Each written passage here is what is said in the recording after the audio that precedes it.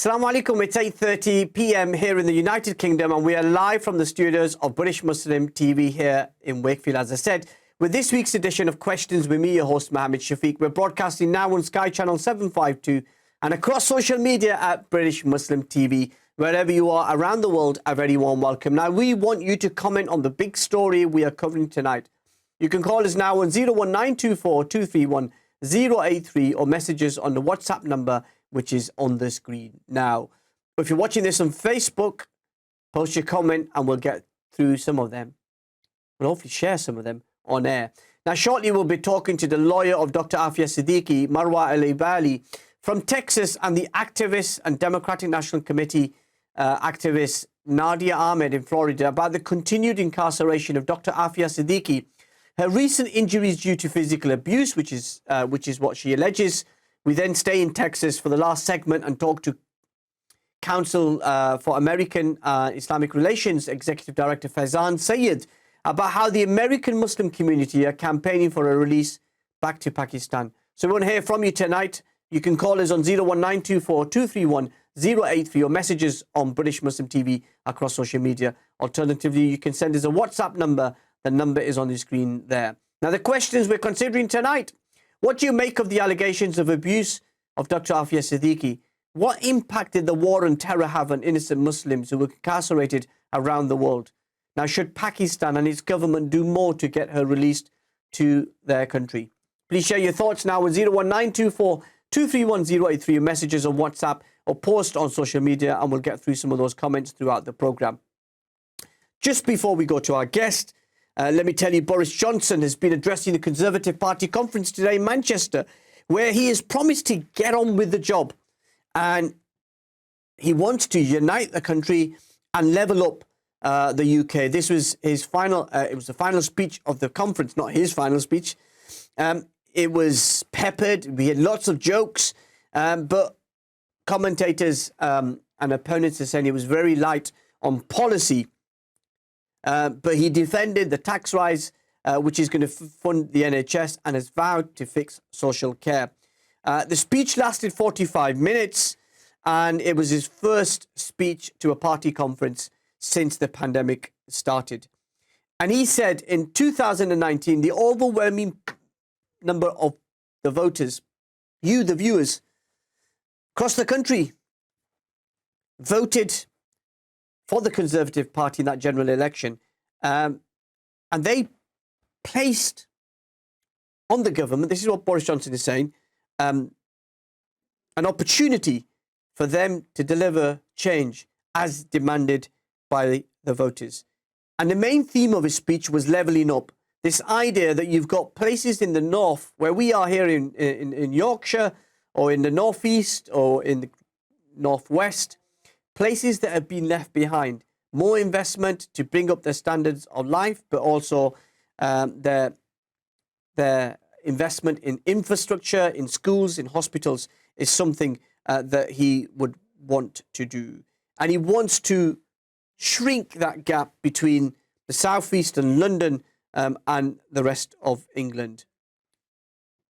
And he's also pledged to set out in the party conference this week in Manchester to crack down on crime, improve transport links and broadband connection, and reform the housing market. Obviously, the Labour Party has been criticising the Prime Minister, arguing that it's more of the same. Rhetoric, very light on policy, and not being able to deliver.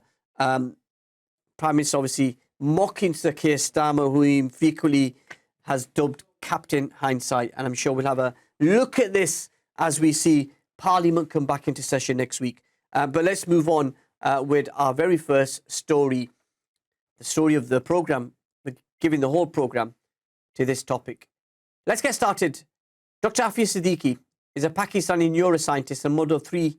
She studied in the United States in the early 90s, and at the time of 9/11, she moved back to Pakistan. She claims she was kidnapped and taken to Afghanistan, from where she was put in Bagram Air Base and then accused of shooting at American FBI agents who were interviewing her. She was then taken to New York, where she was charged and found guilty in February 2010 and jailed for a term of 86 years. The court found the evidence against her compelling.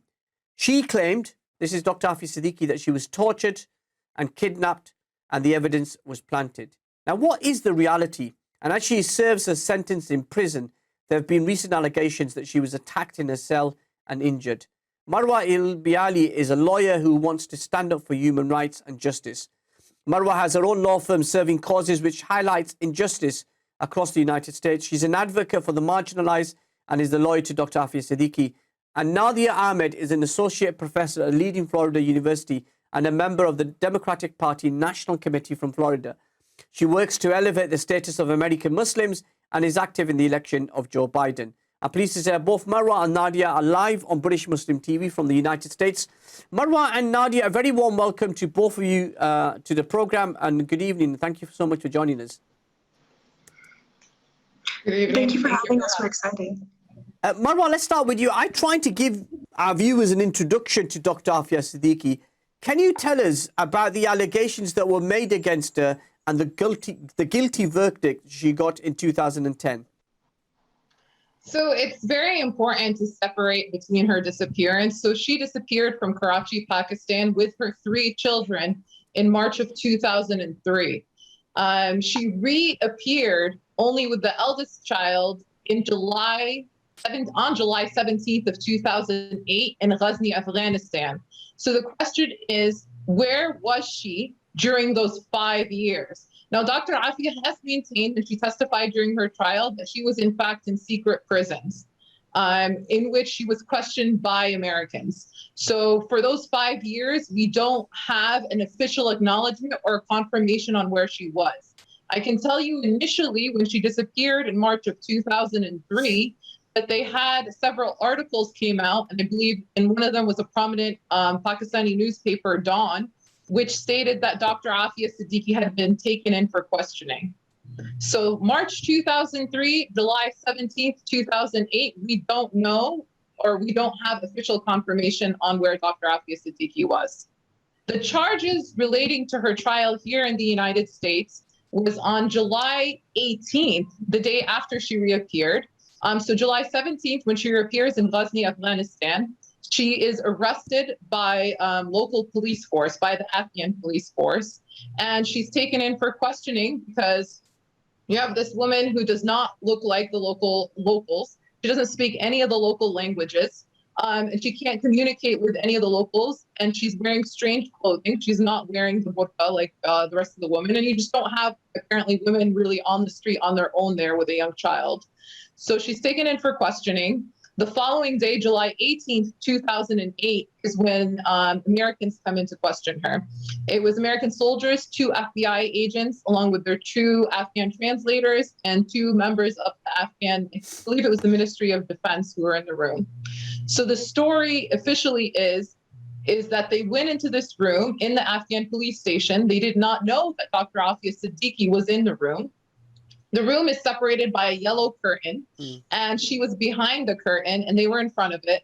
And they alleged that one of the soldiers put down his weapon, his M4 rifle, out of respect for Afghan culture, and that she went to grab it, fired 2 shots at them. One of the translators grabbed the weapon from her, and at the same time, they fired multiple shots at her. And she was, I can tell you the facts that we do know for sure, is she's the only one injured. Nobody else was injured at all. She was nearly killed, actually. I shouldn't say just injured. Very serious. Sorry, Marwa. One other thing I just want to ask you about this. You would assume that in that room there would have been cameras, CCTV cameras. Was that available? Was that presented to court, or is there none? There was no cameras in that room that I'm aware of. Yeah, but you would think where they arrest people, prisoners, they want to monitor those prisoners, their interviews. Look at the body language and how somebody behaves. You would think that they would have CCTV cameras. That's standard practice, is it not, in these sort of circumstances? This is Afghanistan in 2008. I don't know what the standard practice was back then.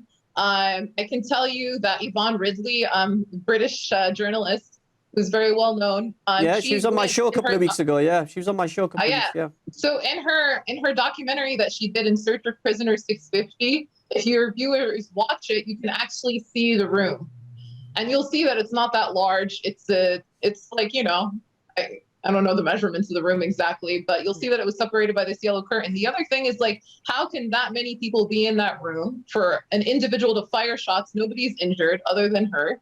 And there's no fingerprints on the weapon that are hers. There's no gunshot residue on her clothing. There's no shell casings, no bullet holes from the weapon that she allegedly fired. And that's what she was brought over to the United States on. She's not charged with terrorism. She was never charged with terrorism. She was on the FBI's most wanted list for a period of time, but the reason she's in jail right now is because of that shooting on July 8th. Sorry, Marwa, I really want to explore that in more detail about the background to Al-Qaeda and all the aspects. We've got about 3 minutes before our break. I just wanted to bring in Nadia there. Nadia, when did you first learn about Dr. Aafia Siddiqui in her case? Yes. So I never actually, I didn't learn about her case. I knew her from the relief work that she was doing in the mid-1990s. I worked as a volunteer as well with many others within the Muslim community, and I was approached by her through some other friends that I had to develop a newsletter, and so she was the newsletter editor, and the work was geared for young Muslim women to be able to communicate issues and develop this newsletter for humanitarian relief for the work that was being done. And so I would chat with her on the phone and email her for the purposes of this newsletter. And so this was around 1994. And so I kept in touch with her for a few more years before I went off to college.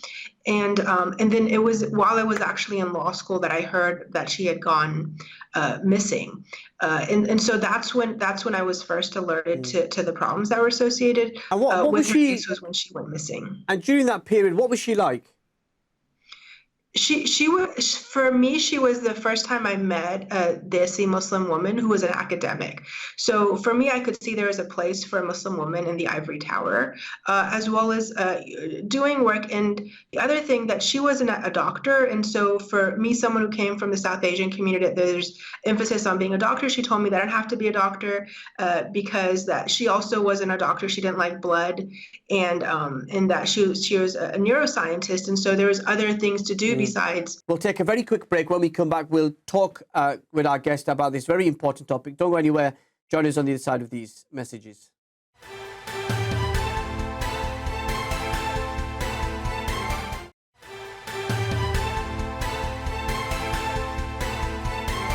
Welcome back to Questions with me, Mohammed Shafiq, exclusively here on British Muslim TV. We're reflecting on Dr. Aafia Siddiqui, who's been incarcerated in the United States on terrorism charges. He's got an 86-year sentence, and we're talking to a lawyer, Marwa, and we also have Nadia, who knew her in the early 90s. Being a doctor, so that was really valuable career advice for me, and I eventually went on to become an attorney and law professor. We've just got less than 60 seconds before our break. Just one quick more question to you, Nadia. Was there any evidence, or was there any change in her behavior, and any links to terrorism or extremism that you noticed that she was different at that time? No, I mean, she was doing the relief work that everybody else was doing at that time, humanitarian assistance work for those who are impacted by refugee crisis and whatnot. So there was no links to any type of terrorism that she was doing at that time. Marwa, can I ask you, I mean, you're a lawyer. This court case found her guilty, and some of the evidence was to do with the fact that she was accused of being part of Al-Qaeda, and there were links with Al-Qaeda, potentially financial, potentially as a cheerleader or as a planner. As a lawyer, what do you make of this case? So just to clarify, she was never charged with terrorism.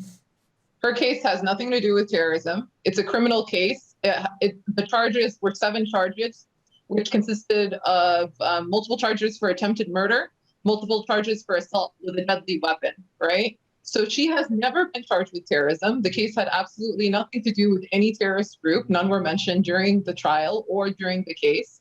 So that aspect only comes in because, remember, I said she's only charged with the incident on July 18th of 2008, right? Everybody just pretended those 5 years didn't happen.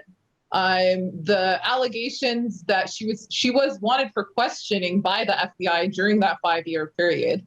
And I have not seen anything even close to tying her in any substantive manner to any terrorist organization or any terrorist, period. So Marwa, yeah, we're just going to say, when Khalid Sheikh Mohammed, the lead plotter of the 9/11 attacks, name checks her as a courier and financial supporter of Al-Qaeda, you saying you've not seen any evidence on that? I'm saying there's no proof that she was, right? You can make allegations from here to next year. Where's your evidence? Why wasn't she charged with it? They could have easily charged her in court, right? They renditioned her to the United States, paroled her in here. They made the decision only to charge her for the events of July 18th of 2008. With regards to Khalid Sheikh Mohammed, he disappeared from Pakistan on March 1st of 2003. The torture began subsequently. And I can tell you from the Senate Intelligence Committee report that was released on the torture report, basically is what they call it for short. In 2014, Dr. Aafia Siddiqui is mentioned in 2 footnotes. She's mentioned in 1 footnote, her picture was given to Khalid Sheikh Mohammed when he was detained at, I believe it was the Blue site. And so easily, even if he'd never heard of her or known her, he could have, when he's been given her picture and he's being tortured, name her. So that FBI alert that claimed that Khalid Sheikh Mohammed had named her isn't based on any substantial evidence. Is that what you're saying? I am saying that, yes. I'm saying that if they had the proof, they should have brought it forward and brought it into court. She's never been charged with that. I have not seen any proof of any ties with anybody, period. Okay, Nadia, have you considered the evidence against her? Having known her and then look at the severity of these allegations, what do you make of that?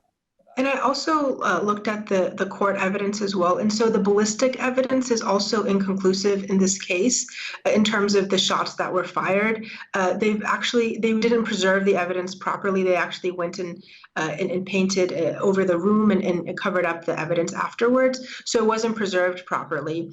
There's also concerns that and it's just like common sense questions and doubts that are raised.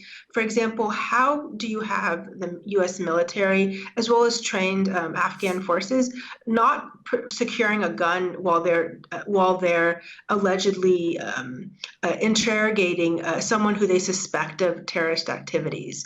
And so there's also all of the witnesses who had testified give conflicting evidence, and so all of these inconsistencies poke a lot of holes in the evidence, and so she wasn't able to properly assist in her defense because of the torture that she had experienced. And so the charges that were filed against her essentially trumped up charges. Yeah, and Marwa, just building up on that, what Nadia just said, we know that after 9/11 there was a added focus on Muslims in the United States to try to stop another attack, and many Muslims were rounded up, held, incarcerated in a similar fashion to Dr. Aafia Siddiqui. Do you think that contributed, that sort of war on terror contributed to cases like what happened to Dr. Aafia Siddiqui? Yes, I do. And like you said, this is not, unfortunately, it wasn't a unique event. A lot of people were disappeared with like baseless allegations and taken in and accused of ridiculous plots with no real evidence other than somebody being tortured, saying like, yeah, that individual did it or that individual is involved. I can tell you with regards to Dr. Aafia, her husband was also wanted for questioning. So at the same time that Abolo, Be on the Lookout, basically they put out alerts for both her and her husband at the same time. She disappeared with the 3 children. He was questioned and subsequently released. Like he was never detained or disappeared. And he's also given evidence, spoken out against Dr. Aafia Siddiqui. Yes, and it was not a friendly divorce from what I know. She divorced him in October of, I believe it was finalized in 2002, October of 2002. She disappears in March of 2003. Yeah. And then we get to a situation where she disappears. She's in Afghanistan with 3 children, what's she doing in Afghanistan? How did she get to Afghanistan? What's Dr. Aafia Siddiqui's... So just to clarify, we don't know the whereabouts of the 3 children during this period of time, right? All we know is that she reappears on July 17th of 2008 in Ghazni, Afghanistan. We don't know where she was between 2003 and 2008. She has testified and she maintains that she was in secret prisons, as in multiple locations. She doesn't, of course, know what those locations are, right? We don't know which black sites she was taken to. We can only theorize based on other people's experiences of other people who were disappeared at the same point in time before a lot of them reappeared in Guantanamo Bay. Yeah, and the serious allegation there, Nadia, on the behalf of Dr. Aafia Siddiqui towards the intelligence agencies, the CIA, the FBI, MI6, and many other international intelligence agencies, which they reject, that there was alleged torture and kidnapping of Dr. Aafia Siddiqui. And I actually want to back up a second. Sure. To the concern about, like after 9/11, there was a number of people who were caught up in this terror dragnet. And it wasn't because they were involved in any terrorist activities. It was because their wives, girlfriends, and lovers turned them in and said that they were terrorists just because they had bad breakups. And so we have a possibility that this is also an issue. And so all of these concerns lead to what is known in our justice system as reasonable doubt. And it hasn't been fully explored in the initial case. And to your issue about torture, we also see that all of the evidence points to the severity of the torture. And the first question you asked us about is the video cameras in the interrogation room. So they didn't want to have this type of interrogation preserved. If they were following even the techniques they use in the United States, they would have video evidence of what they were doing. And so during the periods of 2003 and 2004, when all of the issues of what was happening in secret military prisons was coming out, it was a grave concern. And so the same way we have been concerned about other cases, this same concerns about what has occurred since then and subsequently is alarming. And then, Marwa, can I ask you, based on your experience in law, you're a distinguished lawyer who served in this area for many, many years. What do you make of the defense of Dr. Aafia Siddiqui? Because you've spoken to her, you're in communication with her, you get to know somebody. What do you make of her case and what's happened to her? I think she has been felt a great injustice. She had her trial back in 2010. What happened, like I told you, is that the focus of the trial was purely the events of July 18th, 2008. She insisted on testifying, and that is why we got the testimony about the 5 years that she was disappeared in, that she said that she was in black sites, right? But the trial didn't deal with that. She was never tried for terrorism, like I've mentioned earlier. She's only tried for these attempted murder charges, which were not only, I mentioned the evidence that there's no evidence, no gunshot residue, no bullet holes that they can point to that were made by the weapon she allegedly fired, no fingerprints on the weapon on the M4 that she allegedly fired. Above that, there's ridiculously conflicting testimony, right? So you have these soldiers, the FBI agents, and they all say different things. One of them says, you know, she was standing on the bed, and then another one said she was kneeling on the bed. Another one said she came around. Another one said that she slowly picked up the weapon from beneath the curtain and he saw it go up. So everything about it doesn't add up to a conviction. I think she got convicted because she was tried in New York City on terrorism charges in 2010. And there was I'm sorry, not terrorism charges, I apologize, on these attempted murder charges. And there was this aura of terrorism, right? She wasn't tried for terrorism. They never alleged any terroristic attack, but it was basically implied. They're like, we found these pictures on her. We found this. They didn't allow some of the other evidence to come in. But can I give you a bit more evidence? 3 years before that, on May the 26th in 2004, the former U.S. Attorney General John Ashcroft, who was a Republican, in the final days of the George W. Bush administration, the FBI director, who's Robert Mueller, they held a news conference in which they announced that the government had received reports that Al-Qaeda were planning further terror attacks in the United States. And Robert Mueller specifically named Dr. Aafia Siddiqui as an Al-Qaeda operative and facilitator, and one of the 7 Al-Qaeda suspects being sought in connection with the impending terror plots. And that was based on evidence which they say Khalid Sheikh Mohammed was providing to them in interrogation. Doesn't this suggest that there's more to the story than you letting on?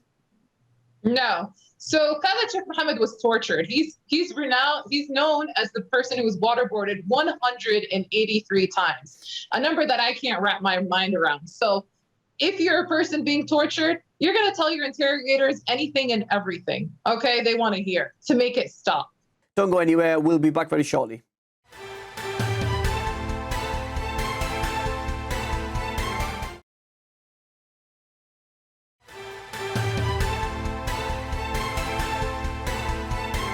Assalamu alaikum. Welcome back to Questions with me, Mohammed Shafiq. I know we've got the lines up and lots of you want to get in touch with us as well, so we'll get through some of those comments and questions, but lots on this particular topic. And I just want to focus on our guests from the United States, Marwa and Nadia, still with us. Marwa, just before the break, we were covering that point. So the question for me is, no, you have to have something more than just an allegation, right? You can't just be like, oh yeah, I know that Mohammed Ahmed is going to go do this. What's your proof? Where did she meet these individuals? When did she speak to them? But we have no evidence whatsoever other than a tortured man stating stuff under torture. Like it holds no weight and no substance. And I can tell you that's likely why they did not charge her with terrorism or anything even related to terrorism. She was charged with attempted murder and assault, right? She wasn't charged with terrorism. And there's a reason for that. If they had the proof, they would have brought it. And so all this information that was presented in a press conference in 2004, the allegation that she'd gone to Sierra Leone, which the family disputed at the time. But what was the point of all of this? It's what Nadia was mentioning earlier. There was a lot of rumors. You could have like your jilted ex-husband, ex-wife say whatever they wanted about you, and they would take it all seriously, right? With regards to the Sierra Leone thing, her family has proven that she was in the United States during this entire period of time. She never went there, and that's the extent of how ridiculous these allegations were, right? You could just have whoever, person saw her when the FBI put out the alert in 2004, and he's like, yeah, that's the woman I met in Sierra Leone. That environment, you were saying that there was an environment in which the George W. Bush administration would push back and say, we had just been attacked on September the 11th. Over nearly 3,000 people had been killed. America was under attack, and the duty of a government is to do whatever it can to protect the nation from further attacks. And this is one of the ways they were doing that. Right. There was definitely, after the tragedy of 9/11, there was definitely a need for something to be done, right? So I think the response was not measured. And we know that now that we have this distance from that tragic event, right? So I think that there was allegations made by individuals who were being tortured that were never substantiated. And you can see that from the amount of people that were released from Guantanamo Bay, too, that were never charged. Of course, Dr. Aafia has never been acknowledged that she was in custody in any of these secret prisons. But we do know for a fact that she has never been charged with terrorism. Yeah. And Nadia, let me bring you in that. When you look at that period, American Muslims were living under Islamophobia, increased marginalization, increased security coverage from their governments, and people were reluctant to speak out. Is that reason why Aafia Siddiqui is still in prison? Because American Muslims couldn't feel safe to stand up and speak out? What I see about Aafia's case is she's essentially a political prisoner, because before 9/11, she was a great political force in terms of her organizing and her work that she did as a Muslim activist, as well as a fundraiser. She worked on campaigns for Afghanistan, Bosnia, Chechnya, and a number of other places. She was also affected by graphic videos of pregnant Bosnian women who are being murdered. She wrote different emails and held fundraisers and gave very impassioned speeches at various masjids in the United States. States. And she was awakening people's consciousness. At the same time, she had a PhD. She was a highly educated woman, and she had difficulty finding an academic position as a Pakistani national in the U.S. Even before 9/11. And so the driver who had turned into an informant, said he had seen her, delivering diamonds to finance the attacks. But those who know Aafia during this period, as well as what her family has has stated in testimony, is that she was in Boston during this time period in June, and she is described as a 29-year-old mother of two, consumed like other Boston moms who volunteer and work outside the home with the minutia of everyday life. So she wasn't out there, doing all this complicated planning and working to plot 9/11. I mean, that's just as far from the truth as you could get. Yeah. And, this is something which was carried on under the Democratic Party. George W. Bush leaves office. Barack Obama comes in. He was somebody who was against the war in Iraq. But that continued arrest, the continued war in Afghanistan and Iraq continued. What Barack Obama did is he continued the efforts of George Bush and earlier predecessors, but what he did is he had better rhetoric for it, so he was able to explain it in better terms and make it more acceptable and palatable to the American public. But that doesn't stop the issue of having targeted drone strikes against civilians and bombing of innocent people as well. But the idea of continuing this war on terrorism, and so now 20 years later, we have better perspective of what happened, and we know about the different torture techniques that were deployed, as well as the lies that were brought forward to justify war against Iraq. And so knowing all this and having all this perspective that we have now, it's really easy to conclude that she was falsely convicted of these crimes in the U.S. District Court in New York. And I think that what was really done to her was that there's basically at this time of fear. So every Muslim, post 9/11 is always one degree away from conspiracy and entrapment. So even in research and academia, there's this concern that Muslims are in some ways conspiring against this country. And so it's important for us to realize the eye of suspicion that is put on people, especially visible Muslim women. And so I think it's also important to see about her conditions of incarceration. So now during the post George Floyd era in the United States, there's more concern about the well-being of prisoners and rights of prisoners, and so now there's more renewed hope for her release and repatriation, possibly back to Pakistan. I think that people are starting to wake up and see there was a really grave injustice done to her. And you talk about Attorney General Ashcroft, but U.S. Attorney General Ramsey Clark had said that the case of Aafia was the worst case of individual injustice he had ever seen. And so now there's a lot of work that is being done through the Aafia Foundation, which is led through Maurice Saleh-Khan, and they've had mobilizations in already 2 cities in Texas, and they're planning 3 additional mobilizations. I know there's been mobilizations across the pond in the UK as well as in Pakistan to really strike on the conscience of officials so that they can work to alleviate her conditions and work either through the court system or through other diplomatic channels to secure her repatriation back to Pakistan.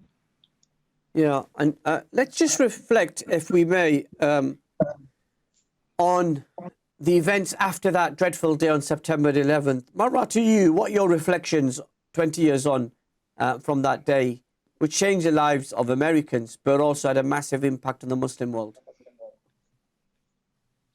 Are you looking just for generally? So after 9/11, I mean, it was very tragic event that day. And I think what happened is there was an overreaction in terms of when accusations were made against Muslims afterwards, there wasn't really the normal due process. There wasn't normal verification that would occur pre 9/11, right? So there's a lot of information out there about this. There's multiple documentaries about how innocent individuals from taxi drivers to like bakers to PhDs, like in the case of Dr. Aafia, who were taken in on just rumors and allegations and literally sold to the United States under false pretenses. Because there's really good examples in Pakistan where there was a bounty on the head of lots of people, and you could get 5,000 or 10,000 or 20,000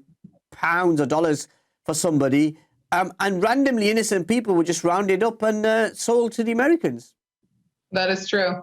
I mean, there's this the famous documentary that won the 2008 Oscar, Taxi to the Dark Side, and it goes through how this taxi driver with literally nothing was sold to the United States and then tortured to death with it inside Bagram in Afghanistan. So it was a tragedy all around. I mean, hopefully now that it's been 20 years, we have now that we're at a distance from this tragic event, that we can look back and reassess what happened.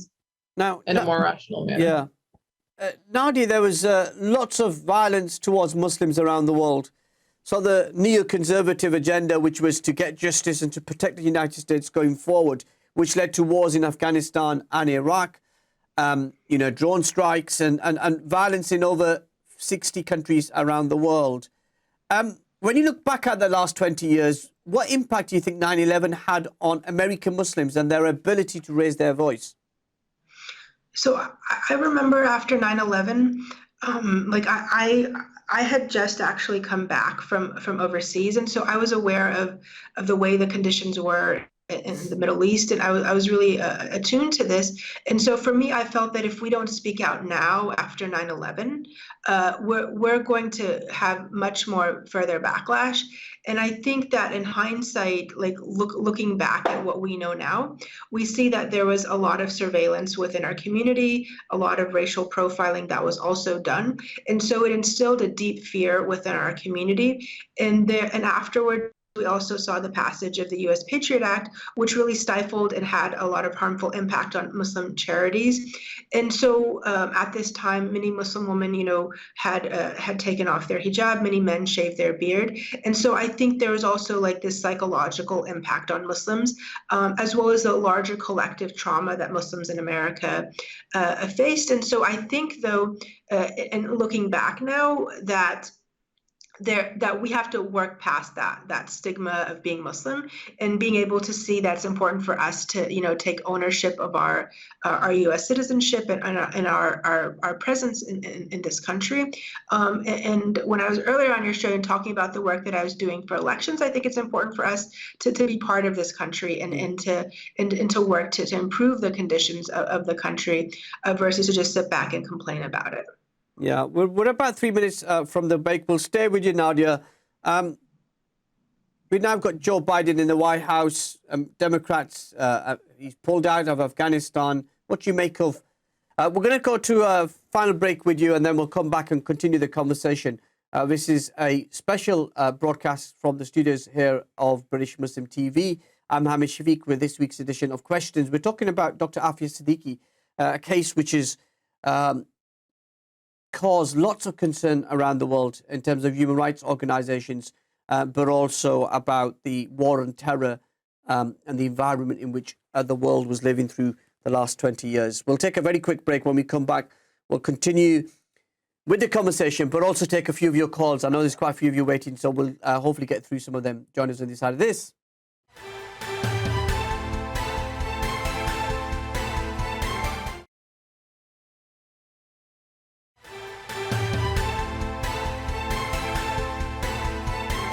Assalamu alaikum. Welcome back to Questions with me, Mohammed Shafiq. Sorry, I just really profoundly, not distressed that this could happen to somebody and their rights taken away and to be incarcerated for 86 minutes. The president wanting to pull back from being the world's policeman. So it's important for the United States to maintain its position in the world, but I think it's important for the US to also see its positionality in the world. And so over time, I've seen decline of the United States, both economically as well as on the world stage. So for example, during the Trump administration, we had withdrawn from the Paris Agreement. So now we're part of the Paris Agreement again, but we're not leading on issues, and we're especially not leading on issues of human rights and issues that impact the ways that there can be positive change in the world. And so for us to have a better place on the world stage, it's important for us to recognize dignity rights for all individuals, as well as to recognize the harms that have been caused to the Muslim community over the last 20 years, as I'd say, even going back 40 years, as well as to reorient the role that Muslims play in American society. And as Americans, we also need to look at how the first Muslims were brought over here on slave ships. And so it's important for us to recognize that the Muslim presence in the United States is not new, that our identity is not some foreign and marauding force, that we're part of the fabric of this country. We're talking to the lawyer of Dr. Aafia Siddiqui, Marwa Elbially, and Nadia Ahmed, who is a professor of law who's joining us from the United States. I promised to take some of your calls. Lots of you waiting. Let's go to the first caller who's on line 1. Assalamu alaikum. You're live on British Muslim TV. Wa alaikum assalam, rahmatullah, brother, and salam to the respected sisters. What would you like to say? The comment I want to make, I'm a bit confused with what's going on in the world. Help me out here, sisters. I mean, there's a campaign all around the world at the moment regarding this narrative of violence against women. All around the world we see this campaign, yet Dr. Aafia Siddiqui is being subjected to violence from the images I've seen about her. Nobody's actually seen a recorded interview, but it looks like she's been, brutally injured looking at the pictures, it's deeply shocking to see the images of her before and after pictures. So for me, as a human being, there's all this rhetoric about, we want, violence against women to stop, but this is institutional violence against women, and I don't understand the narrative how in a country like the United States of America, when you have the Me Too movements and all these allegations coming out, how Dr. Aafia Siddiqui isn't included in that. Okay, really good point. Thank you so much. Let's take one more before we go to our guest. Let's go to line 2. Assalamu alaikum. You're live on British Muslim TV. Wa alaikum assalam. Shoaib Malik speaking here, Brother Shafiq. Hello, Shoaib. How are you doing? All right, not so bad. I just want to ask either of the sisters or both of them about each, if any of them can answer.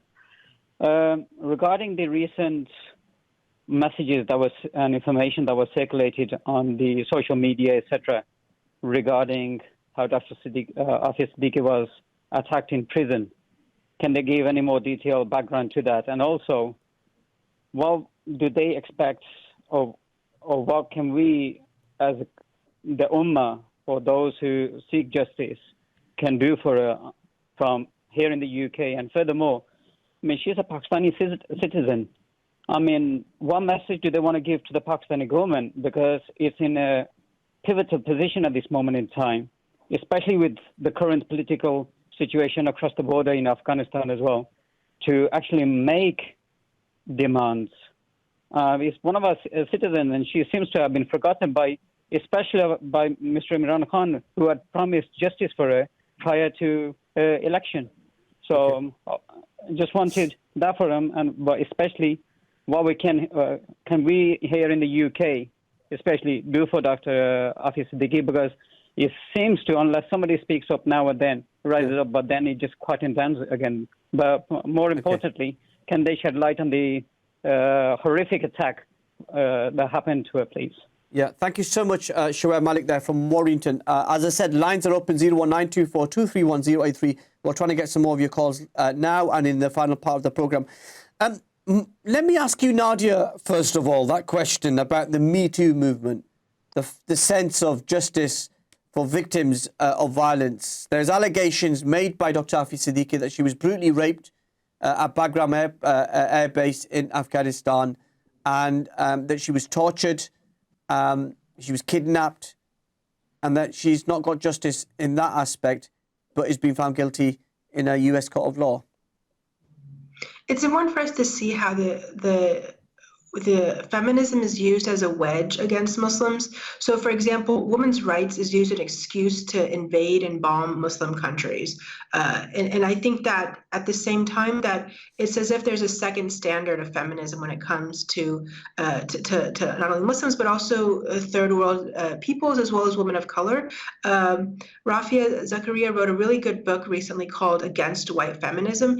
And she talks about how feminism is really used as a tool against Muslims, and it's used conveniently. And so I think it's important for us, whether it's the United States or in the UK, to be able to connect the dots and shift these narratives. And this has to be done through a deliberate process. And we also have to be part of that counter narrative about how feminism also impacts our communities, and being able to take ownership as well of this idea of feminism and women's rights. And I think that as a part of this process of connecting the dots on feminism, we also have to show that a woman who is a victim of violence, not only institutionally, but also the product of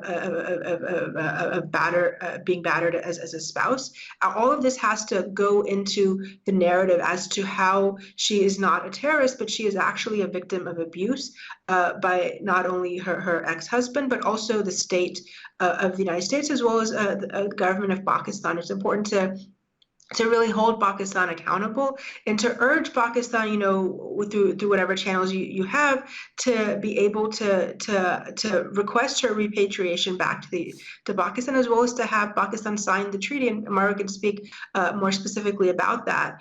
But it's important for us to really encourage on all different levels. Or also the next guest that you'll have can speak specifically about the lobbying efforts that are underway in this case. Yeah, and let me ask you that second question, if I may, Marwa, from Shoaib, about what's your views about the inaction or the inability of the Pakistani state to get her returned to Pakistan so she can serve a sentence out there instead of being incarcerated in the United States?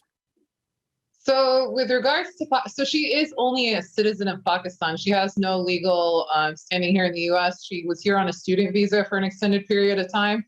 But when she was brought back to the United States, rendition basically in 2008, she has no legal status. I can tell you I'm not the only one who visits her. I took on this case in January of 2021.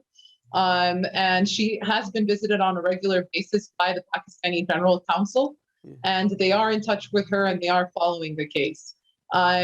With regards to how she can return to Pakistan, it's quite simple. There's the Inter-American Convention on Serving Criminal Sentences Abroad. If Pakistan signs on to that agreement, they can go through the process with the Department of Justice here in the United States and have her return to Pakistan to serve the remainder of her sentence there.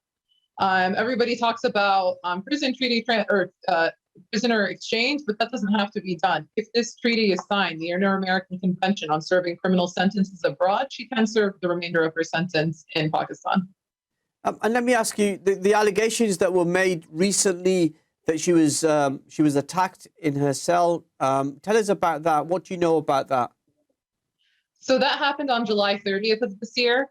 What happened is she was attacked by another inmate. After she returned to her cell, this inmate came barging into the cell.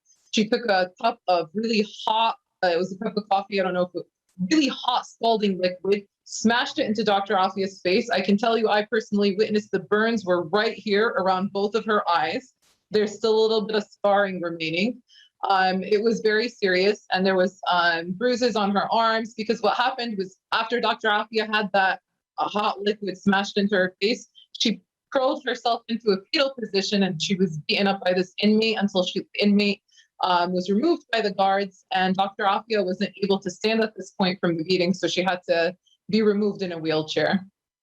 Now, we contacted the prison authorities to ask them for their response to that, and they said they don't comment on individual cases, and they've got nothing to add to what they've said already. What do you make of that reaction from the prison authorities?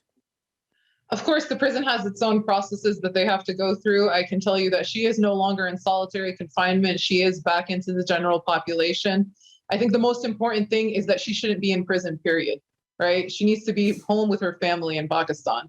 The other issue is, you were mentioning earlier, why isn't anything really being done in the United States? Nobody really knows Dr. Aafia Siddiqui in the United States. If you ask your average American or anybody on the street, even within the Muslim community, she's not known. She's known within the Pakistani community, right? So that is an issue. Her name needs to be known outside of the Pakistani community, within the community at large, within humanity at large, because she is the victim of a great injustice. Yeah, it's really, really sad. Nadia, I mean, you're part of the Democratic Party, the institutions of the party, and as a proud American Muslim, do you think this case would have got more attention had we not been living through the war on terror, that people were mindful of being attacked or abused or for Islamophobia and anti-Muslim hatred? The issue with this case is it wouldn't have even happened if there wasn't a war on terror. Aafia is essentially a political prisoner because of the activism she did before 9/11, and I think that it's really important for us to meet with elected officials to bring about her release, and I think it's not beyond the realm of what's possible. And that I'm really glad that Marwa has been able to take on this case, but I think it's also important for us as activists, and much of the work has been done through the Aafia Foundation, led by Maurice Khan, and that's really the work at the grassroots level that will make the change. The work that's being done for through the courts will be part of it, but as a lawyer I can say it's slow and tedious, but we can exert political pressure through the protests that are being organized by the Aafia Foundation. A number of organizations endorsed the protest that were held. There was over 200. We'll take a very quick break. When we come back, we'll talk to Faizan Syed from CAIR in Texas. Join us on this side of these messages.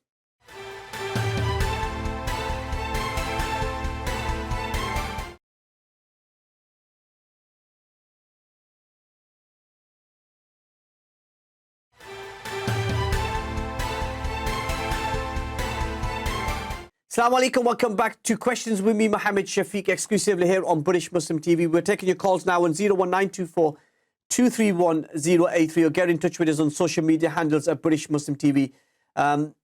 Individuals that participated in the protest at the prison outside in Fort Worth, Texas. And so this is the type of political pressure that will raise awareness about this. So for a case that no one has heard about for the last 10 years, now all of a sudden people are learning about it. And that's really on us that we educate people about it. Yeah, we're going to talk to Faizan Syed after the break and about the prison issue and the campaign. Let's give you the final word, if we may, Marwa. What can our viewers do? What can people around the world do to campaign on this issue, to get justice, and to highlight what's happening to our Dr. Aafia Siddiqui? So what they can do is there's an individual here, Nahila Morales, who started the hashtag I Am Aafia campaign. And as you can see, I'm wearing yellow. The only video that we have of Dr. Aafia Siddiqui online is her wearing this yellow outfit. And she was talking, this is when she was a student in undergrad I believe it was at the University of Houston. So we want people to wear this, take pictures, post them on their Instagram, post them on Facebook, wear a yellow scarf, wear a yellow shirt, wear a yellow whatever, and just spread the word that, that Dr. Aafia is still alive. She's in prison here unjustly, and we need to do our best. You need to call, I don't know how it works in the UK exactly, your members of parliament, whoever, and keep the word out there. And I know there's a lot of Pakistani British nationals. If they could contact their the individuals they know in Pakistan and figure out, why isn't this convention being signed? Why isn't the Inter-American Convention on Serving Criminal Sentences Abroad being signed? Why isn't she being allowed to return back to her family in Pakistan? Okay, well, thank you so much, Marwa and Nadia. Really fascinating discussion, and I hope we can get you back and maybe look at this again a future date. Thank you so much, Marwa Elbially, Nadia Ahmed. thank you so much to Marwa Elbially. We got to the break and I wasn't able to officially thank her, and also Nadia Ahmed joining us as well from Florida. Thank you so much for your work and coming on tonight and sharing with our viewers the important topic of what is happening to Dr. Aafia Siddiqui. As I said, we had Fort Worth, Texas is the prison. We reached out to the prison authorities and we asked them if they were wanted to comment about what was happening to Dr. Aafia Siddiqui and what the allegation was in regards to the abuse and the physical abuse that she alleges happened to her.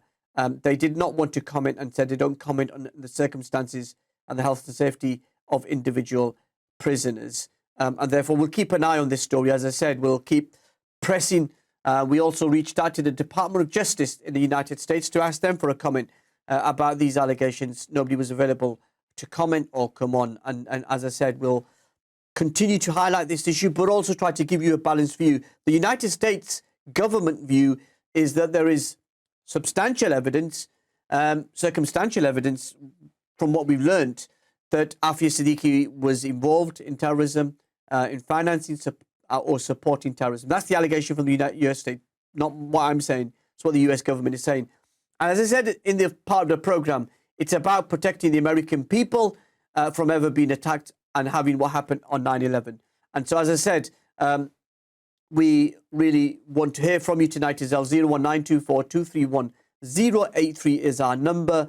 Let's move on. Thank you so much to our guest.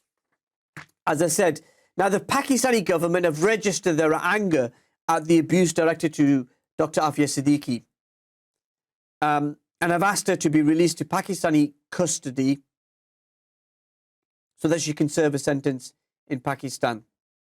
The Bureau of Prisons, who I was talking about earlier, who are responsible for running prisons, have said for privacy, safety, this is the exact quote, and security reasons, we do not comment on anecdotal allegations or discuss the conditions of confinement or health status of any inmate. Now, the Pakistan Consulate General in Houston visited Aafia Siddiqui in prison to check up on her following the allegations, and as a result of the Pakistan Foreign Office lodged a formal complaint with the US authorities to investigate the attack. Now, Faizan Syed is the executive director of the Council of American Islamic Relations based in Dallas-Fort Worth in Texas, which is a chapter of America's largest Muslim civil rights organization. And he is one of America's most important Muslim voices.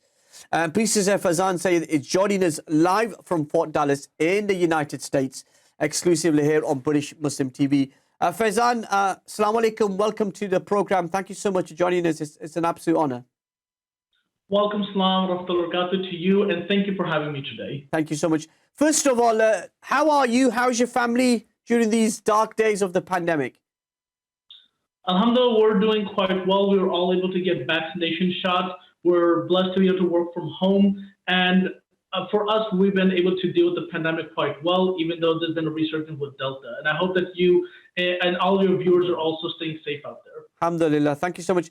Tell us your reaction to the 9/11 terrorist attack, that day, the subsequent 20 years, your work. How do you reflect on that terrorist attack and the aftermath?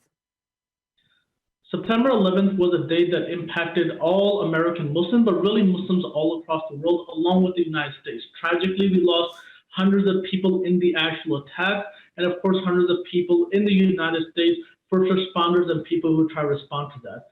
However, after this attack occurred in the United States, unfortunately, the United States government used this heinous terrorist attack to then start the so-called war on terror, which really is a war of terror. That a war that has really devastated the lives of millions of people across the world. And at home, it was passed the Patriot Act and other acts that created a spy state within this country and created a situation where Muslims, along with other people, were rounded up, discriminated, targeted, and sentenced to prison sentences, oftentimes for crimes that they did not do. It is in that context that Dr. Aafia Siddiqui, who was here in the United States, studying, became a neuroscientist from Brandeis University, got married, had children. In 2003 is when she left the country, and that's sort of the atmosphere that was around her when she was eventually kidnapped, abducted, all those things happened with her. We're going to talk about Dr. Aafia Siddiqui very, very shortly, but let me just ask you put this point to you. On 9/11, nearly 3,000 people were killed by terrorist groups. Surely the American government had the right to do whatever it could to protect the American people, and they should make no apology for that. The United States government and the way they responded to September 11th to protect not only the United States, but also to protect people around the world is something that makes sense, and is something that, of course, fighting terrorism and this heinous crime is something that, of course, all of us should support. However, what ended up happening in the United States is that people within inside of government, such as Dick Cheney and others as well, they created a systematic program which took away civil rights of American citizens, that created torture centers such as Guantanamo Bay and others. It also did active work in starting the wars in Afghanistan and Iraq. Both of those, after 20 years, have been completely botched, and we see the consequences of going into a country out of hubris, arrogance, and pride, and seeing the results of that. 20 years later, the Taliban is in power in Afghanistan. 20 years later, Iraq is no longer under U.S. control. Iran has control, along with Syria, Lebanon, these other areas. And all of this is not because America wanted to keep her citizens safe, not because they wanted to, quote unquote, fight terrorism. It was because in this country, like so many other countries, people in power wanted more power. People who had interest in the industries of warfare benefited and profited greatly from the wars in Afghanistan and Iraq. The only beneficiaries of the last 20 years have been people who benefit from war industries, people who wanted power and benefited from that. And now 20 years later, the atmosphere in America is very different. People no longer look, over the last 20 years, they're no longer looking at it from the perspective of fear and defending the United States. I think that's something very positive. Okay, let's move on. When did you learn about the Dr. Aafia Siddiqui case? I learned about Dr. Aafia Siddiqui, like many people, which was on the TV. My parents are Pakistani Americans. I was born in Pakistan as well. I grew up in St. Louis, Missouri, and I read about it in the newspaper, saw it on TV, and I was just a young kid at the time, so I didn't really understand the full extent of what is happening.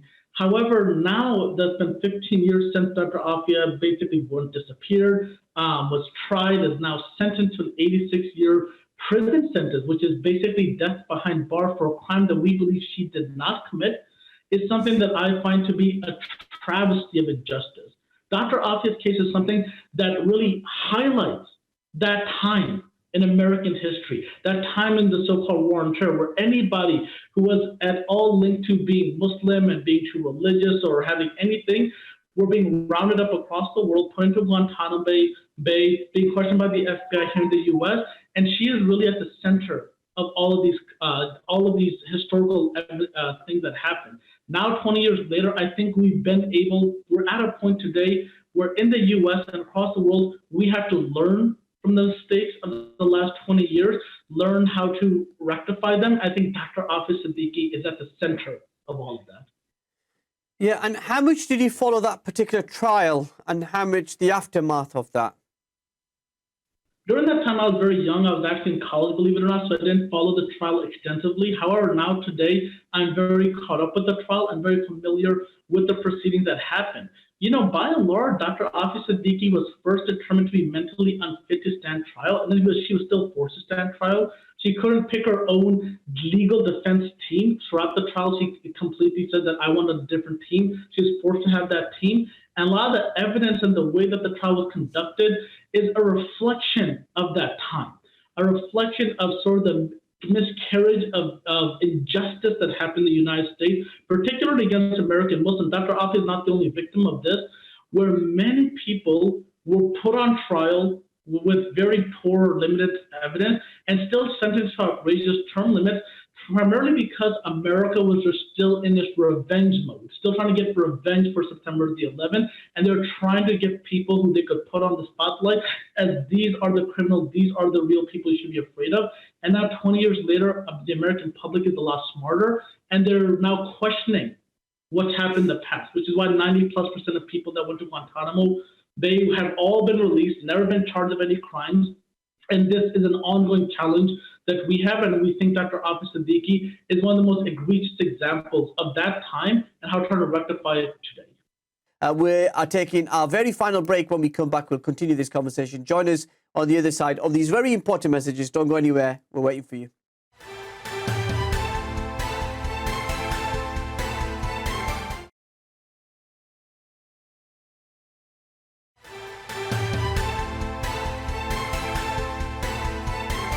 Welcome back to Questions with me, Mohammed Shafiq, exclusively here on British Muslim TV. Now, I say this every time. It's the final segment, and I don't know where the time's gone. It's fascinating discussion. I know lots of you at home will probably find this useful as well, to learn about the human rights abuses, the incarceration of Muslims around the world, and the way they were treated like commodities to be sold for the highest bidder. And in this case, their bidder was the United States, who were looking for terrorists and anybody involved with Al-Qaeda to protect its country.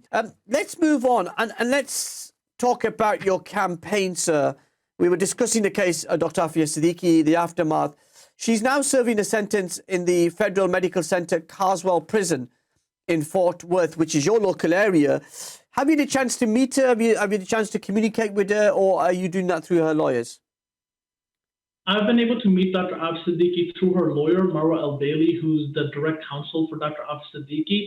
And just on September the 13th, we held a rally in front of FMC Carswell here in Fort Worth, Texas, because believe it or not, she was in solitary confinement after another inmate attacked her on July the 30th.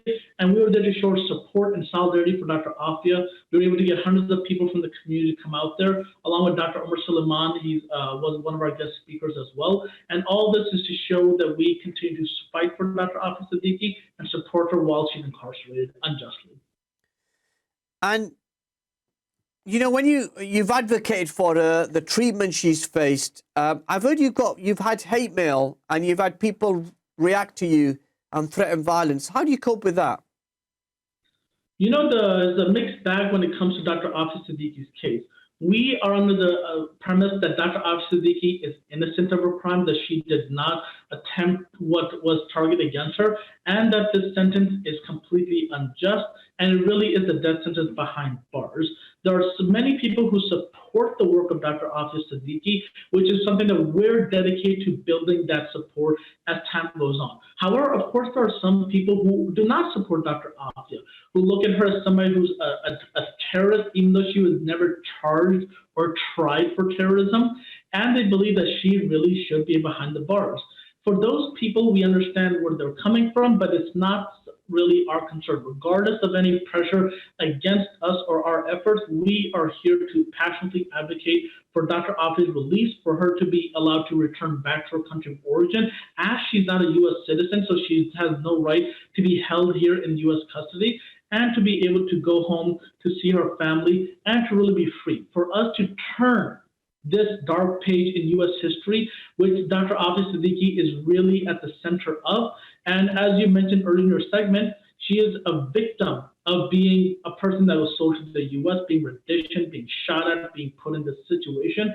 And we believe that for America to really move on and to learn from the last 20 years of the so-called war on terror, which again, in my opinion, is a war of terror, is to release Dr. Aafia Siddiqui and to move on from there. And in a sense, Faizan, that backlash, that sort of public leadership that you provide for American Muslims, how has things changed in America now from that dark period of the war on terror to what life is like now? Is there a difference, or is it still more the same? There's definitely a fundamental difference. The United States has become very humble over these last 20 years with these never-ending wars. And even when those wars end, the U.S. has nothing to show, nothing to gain after spending trillions of dollars, thousands of lives, and killing God knows how many people. So the feeling in the U.S. have fundamentally changed.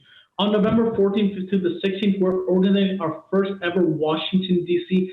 Advocacy Day for Dr. Aafia Siddiqui, where we're going to be bringing hundreds of people to Washington, D.C. to meet congressional offices to educate them and to advocate for her change. We suspect that we're going to have several congressional officials who are going to publicly support Dr. Aafia's release, and that is something that could not have happened even 10 years ago. Why? Because now, today, people are looking back over the last 20 years. They're understanding that the so-called war on terror, these wars were pointless. They were damning and harming.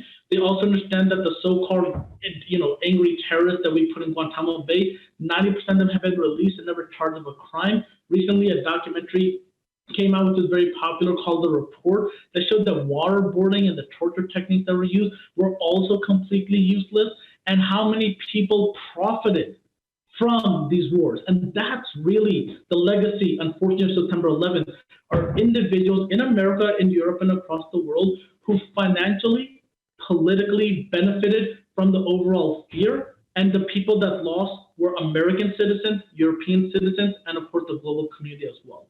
Because of that new realization, we believe that congressional officials will support Dr. Aafia's release. We believe now that when we go to the general population, explain to them the case and the injustice that was presented against Dr. Aafia, they now see other cases of injustice and they're more likely to agree with it and support her release. And these are people of other faiths and traditions.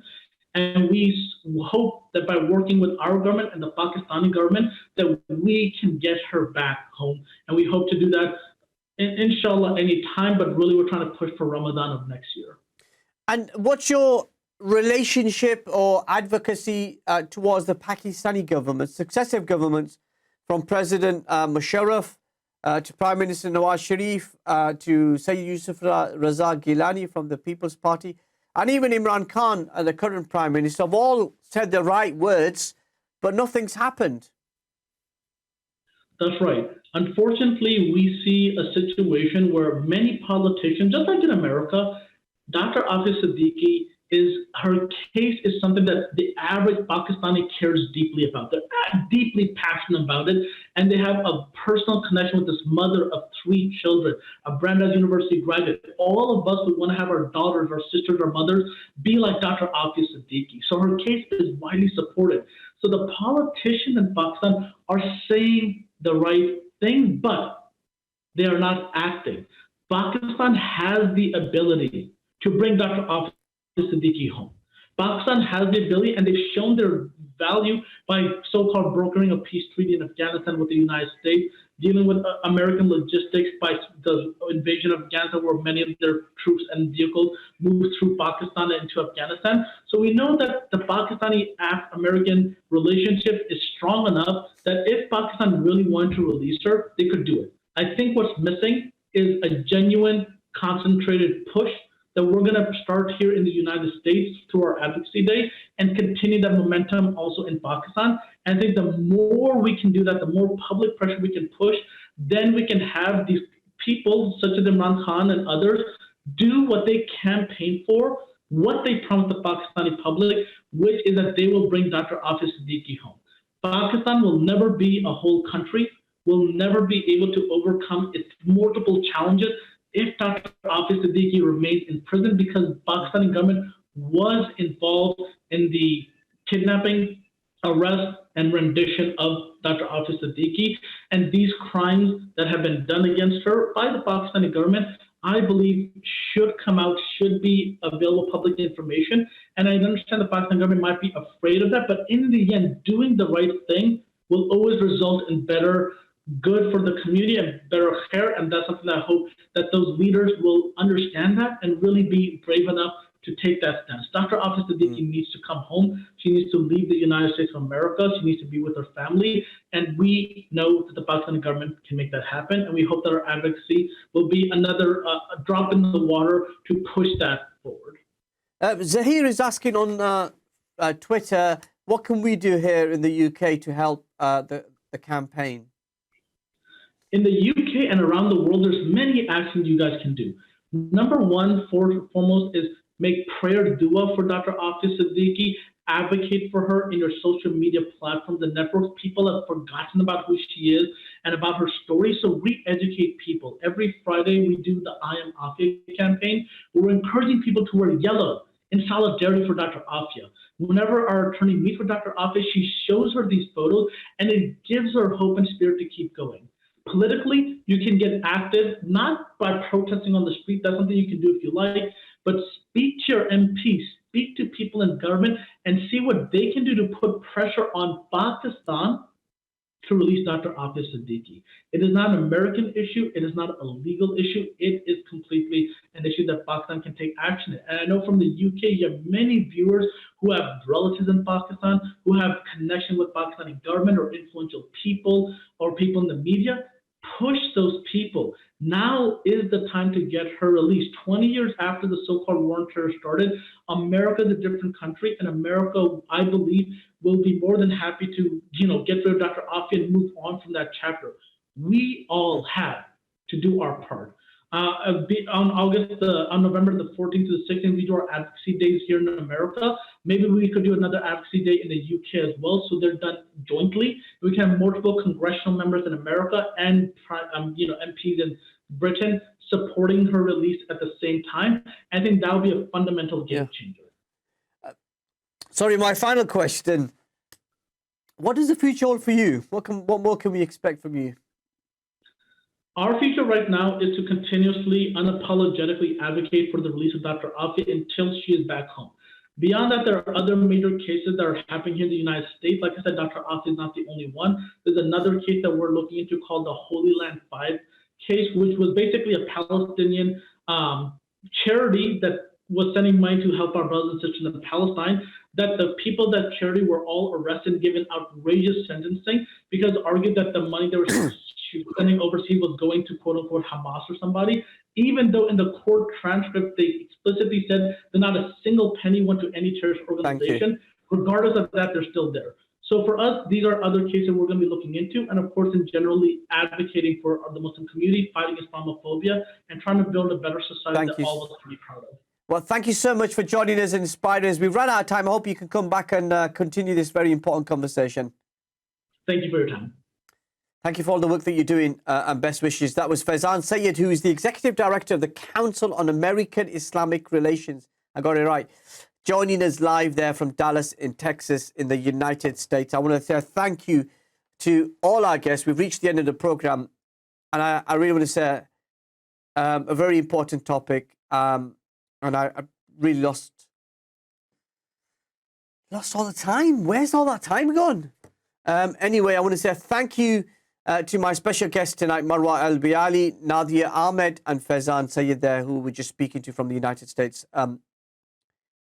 Now, I take a 2-week break after today as I head to Pakistan, and we'll be back on air on the Wednesday, the 27th of October at the usual time of 8:30. Thank you so much to the team behind the scenes, everybody here in the studio, from me, Mohammed Shafiq, and the whole team here at British Muslim TV. Thank you for joining us. Take care of yourself and each other. Assalamu alaikum wa rahmatullahi wa barakatuh.